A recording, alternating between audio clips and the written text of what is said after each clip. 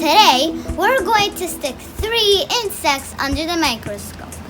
A fly, a ladybug, and a firefly. Now, let's get started. To view a bug under a microscope, you can put it in the refrigerator for 5 minutes. It won't be harmed.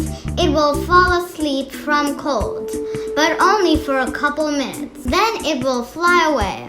Most ladybugs have 7 or 9 black spots and live for about 1 year. They are called lady in honor of Our Lady Mary, Mother of Jesus. Legends say that in the Middle Ages, European farmers prayed to Mary to save their crops from pests. And then suddenly, red bugs showed up and ate all the pests.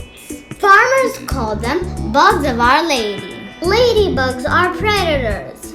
They eat eggs and larvae of other insects. And when there is no food, they eat each other. If a ladybug is threatened, a bad-smelling yellow liquid comes out of its knees to scare away its enemies. Gross! This fly fell into my mom's wine glass. We saved it from drowning in wine. And as it was drying, we stuck it under a microscope. A fly lives only 6 days. The buzzing sound it makes comes from the movement of its wings, which beats up to 1,000 times per minute. Flies can only drink. They can't eat any solid food. And they taste food with their feet. Whenever a fly lands on anything, it poops and vomits. Can you believe it, guys? Don't ever let a fly land on your food. This is a firefly. It's a beetle. Fireflies are bioluminescent.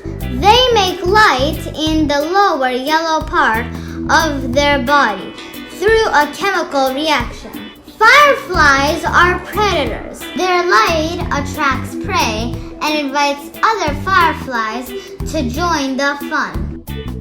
Each species of fireflies has its own light signal. They use it to talk to each other.